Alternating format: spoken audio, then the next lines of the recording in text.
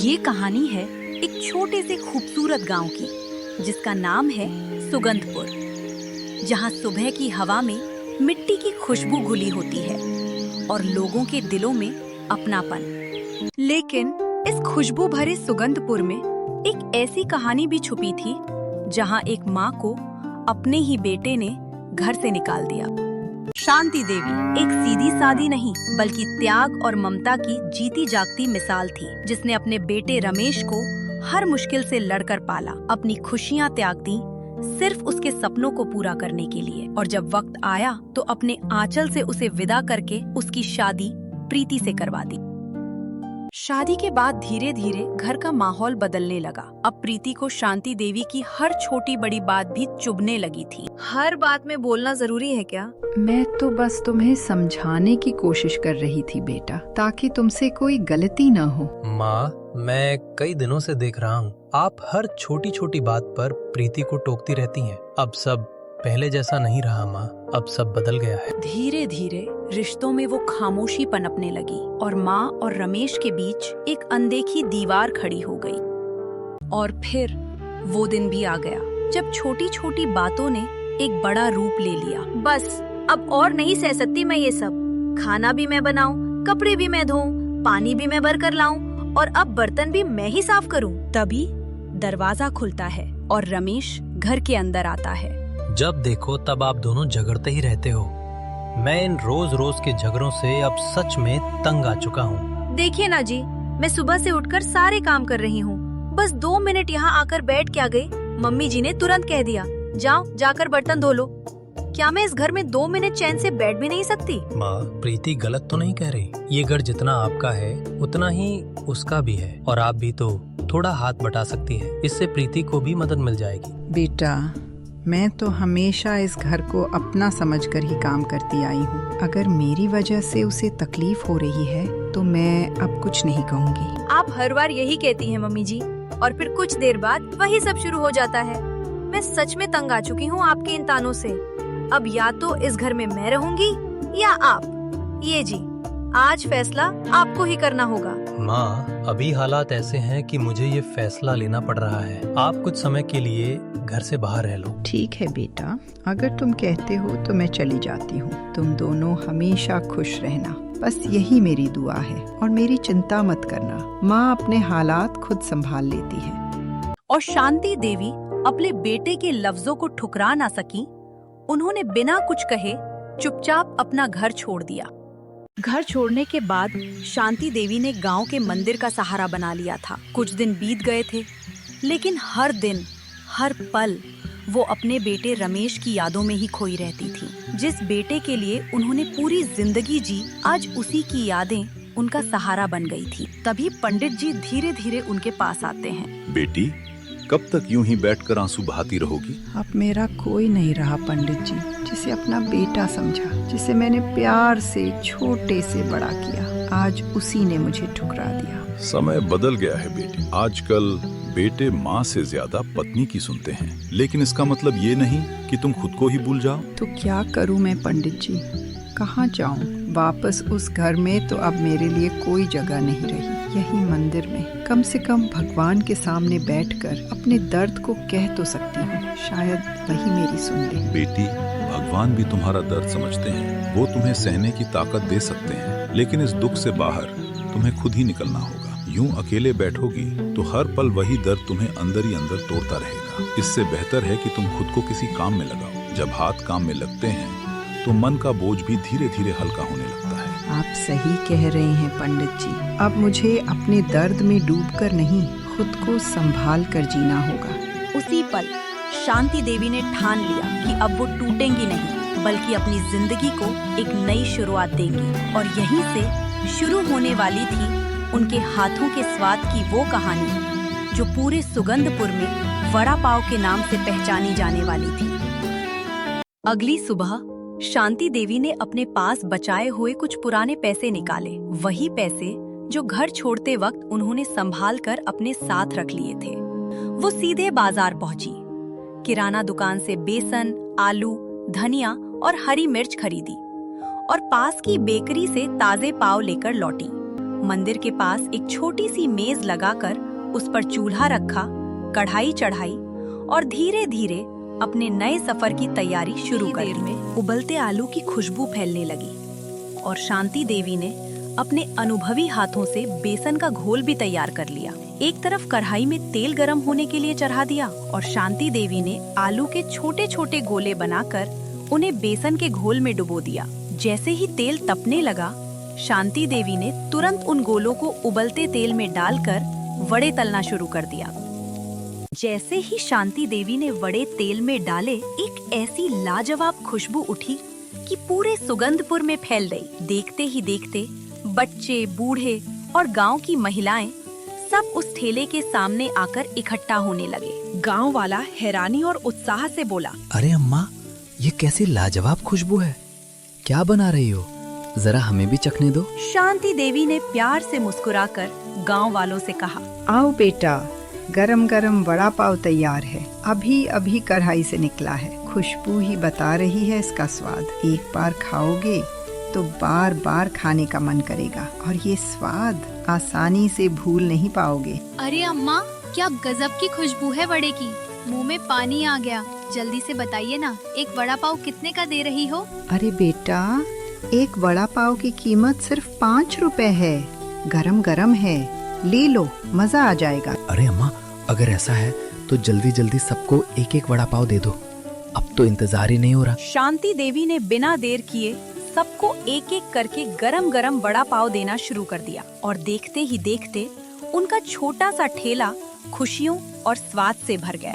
गांव वाले बड़े मजे से वड़ा पाव खा रहे थे और कुछ ही मिनटों में वड़ा पाव खत्म हो गया। वाह अम्मा, वड़ा पाव खाकर पेट तो भर गया पर मन ही नहीं भरा। इतना स्वादिष्ट वड़ा पाव मैंने आज से पहले कहीं नहीं खाया। अब तो मैं रोज सुबह आऊंगा आपके हाथों का वड़ा पाव खाने। गांव वालों की ये बातें सुनकर शांति देवी को यकीन हो गया कि उनका वड़ा पाव सबके दिलों को भा गया है और उनकी सच्ची मेहनत आखिरकार रंग ला चुकी थी।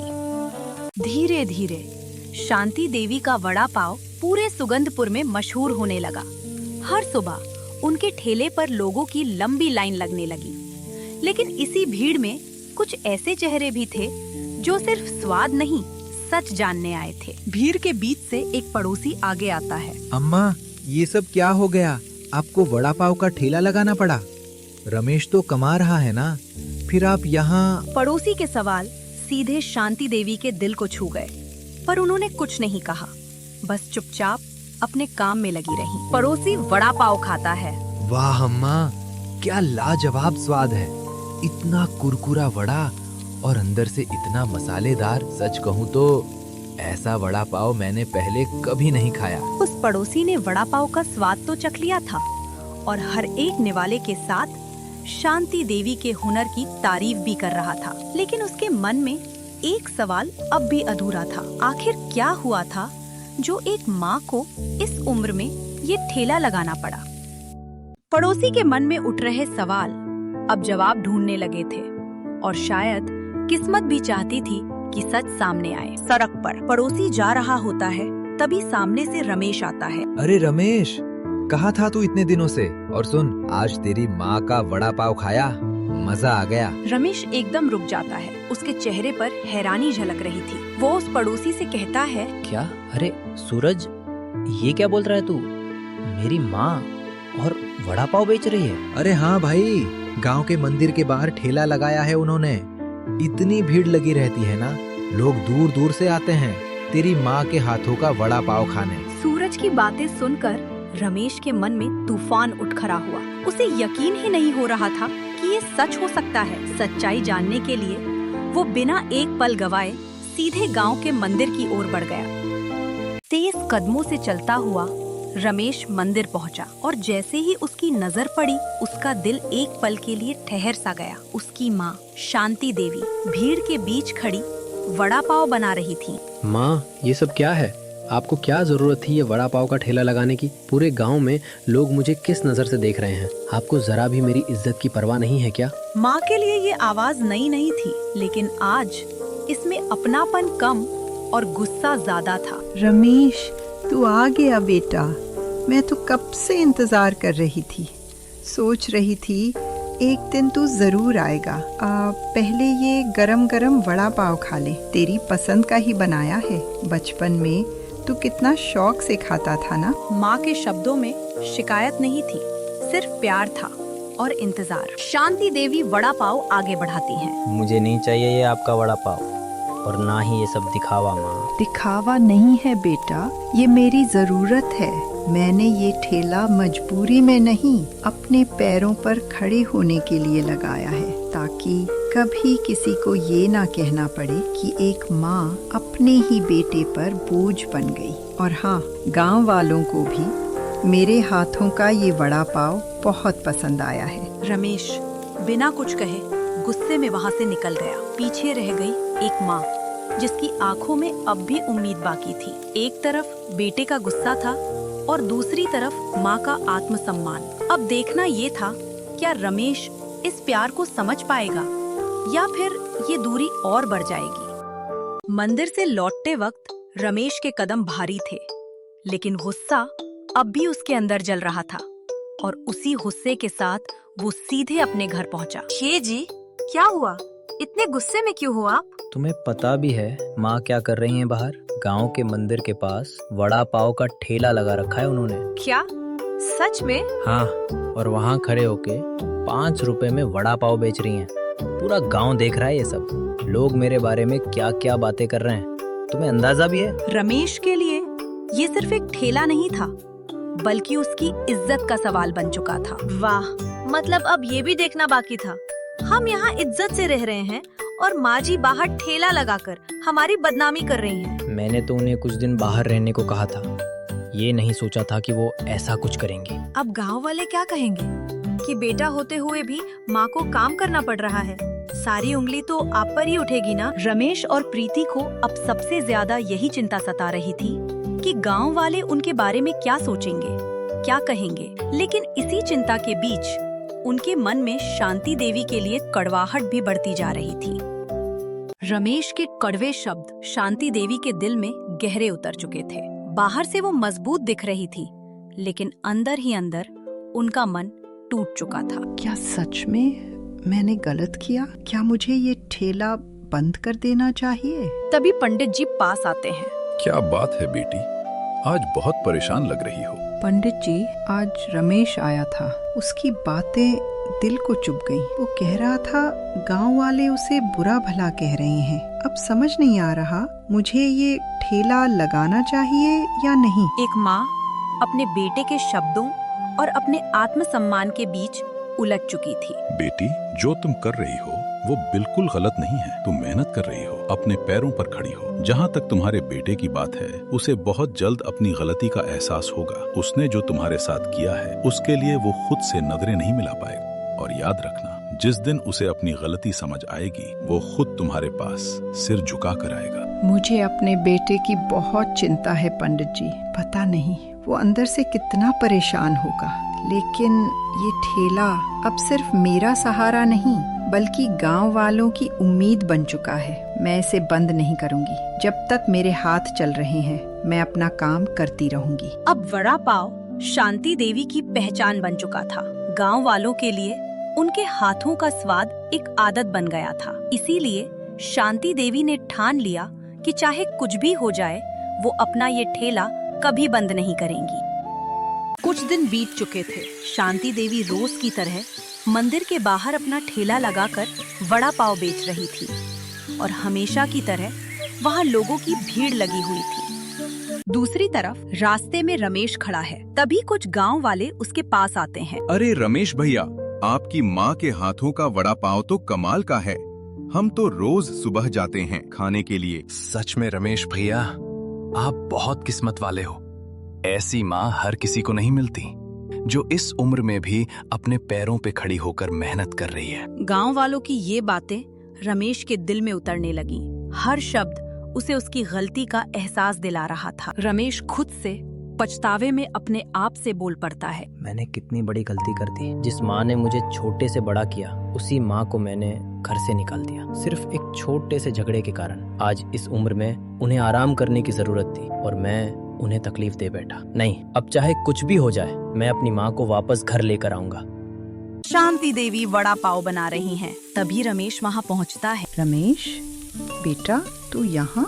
सब ठीक तो है ना? हाँ माँ, सब ठीक है। मैं तो आपके हाथों का वड़ा पाव खाने आया हूँ।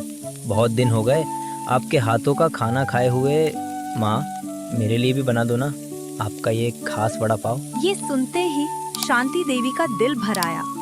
कितने दिनों से वो अपने बेटे की आवाज सुनने को तरस रही थी और मन ही मन बस यही चाहती थी कि एक दिन अपने हाथों का वड़ा पाव उसे फिर से खिला सके। लो बेटा, गर्मा गर्म वड़ा पाव खाकर बताना कैसा बना है। रमेश ने जैसे ही वड़ा पाव का एक निवाला खाया, उसकी आंखों से आंसू बहने लगे।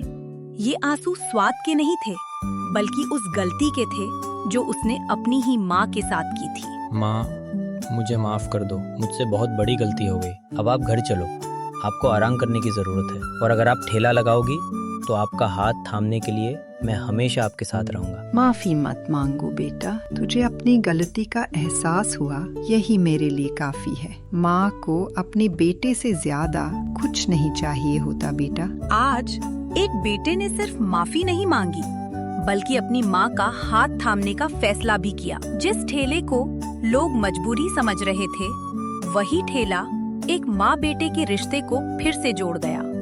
कभी कभी जिंदगी हमें गिरा कर नहीं, बल्कि हमारी गलतियाँ दिखाकर हमें सही रास्ते पर वापस ले आती है।